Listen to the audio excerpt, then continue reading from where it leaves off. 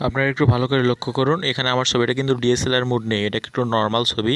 আমি এখানে যদি একটা ক্লিক করি তাহলে এই ছবিটা কিন্তু সম্পূর্ণটা ডিএসএলআর হয়ে যাবে এবং এটা সম্পূর্ণ এইচডি হবে। এই ছবিটা যদি জুম করা যায় তাহলে একটুও ফাটবে না। এই যে দেখুন আপনারা, নর্মাল ছবিটা আমি কিভাবে এক ক্লিকের মধ্যে ডিএসএলআর করে দেই। কেউ বুঝতে পারবে না যে এটা এডিটিং করা, এটা সবাই মনে করবে এটা অরিজিনাল ক্যামেরা দিয়ে ছবিটা তোলা। আপনারা একটু ভালো করে দেখুন অরিজিনাল ছবিটা কী রকম এবং আমি এটা যখন ডিএসএলআর করে দিতেছি তখন কী রকম হচ্ছে। তো যে কেউ চাইলে তার যে কোনো একটা ফটো ডিএসএলআর ক্যামেরা দিয়ে তুললে যেরকম হয় ঠিক সেরকম করে নিতে পারবে মাত্র 1 মিনিটের মধ্যে। তো কথা না বাড়িয়ে মূল ভিডিওতে চলে যাই।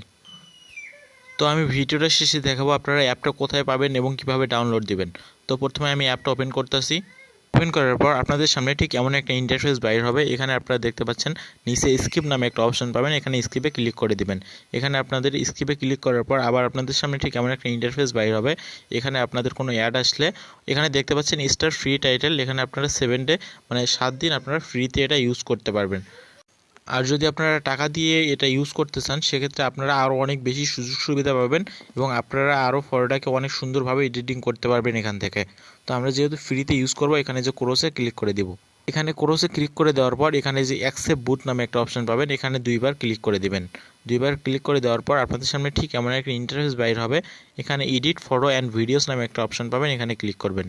এখানে ক্লিক করার পর আপনাদের থেকে অ্যাপটা পারমিশন যাবে, এখানে পারমিশন দেওয়ার জন্য অ্যালাওয়ে ক্লিক করে দিবেন।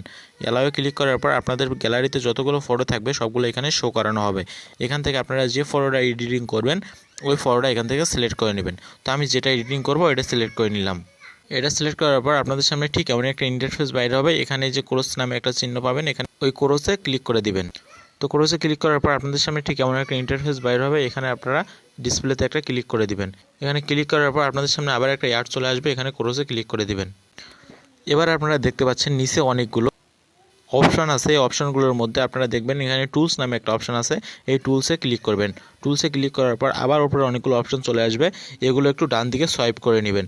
সোয়াইপ করার পর এখানে একটা ব্লু নামে একটা অপশান আছে, ব্লুর পাশে একটা বোকে নামে অপশান আছে, আপনারা এই বোকেতে ক্লিক করবেন। বোকেতে ক্লিক করার পর এখানে গোয়েড নামে একটা অপশন পাবেন, এখানে গোয়েডে ক্লিক করে দিবেন। এবার আপনাদের কাজ শেষ।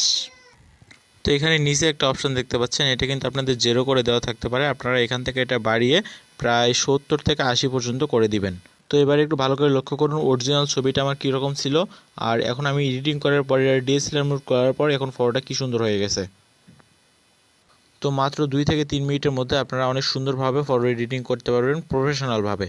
তো এই ফটোটা আপনারা সেভ করবেন যেভাবে, এখানে এই যে টিক মার্কে ক্লিক করবেন। টিক মার্কে ক্লিক করার পর এখানে আপনারা যদি সেভ করতে চান তো এখানে আপনাদের টাকা দেওয়া লাগবে।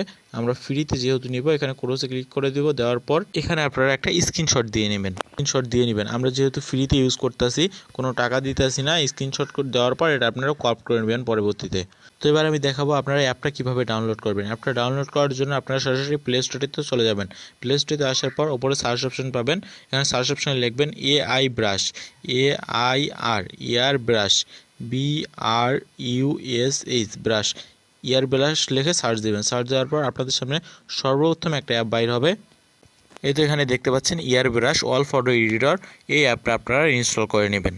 তো ভিডিওটা এই পর্যন্ত। ভিডিওটা কেমন লাগলো তো অবশ্যই কমেন্ট করে জানাবেন।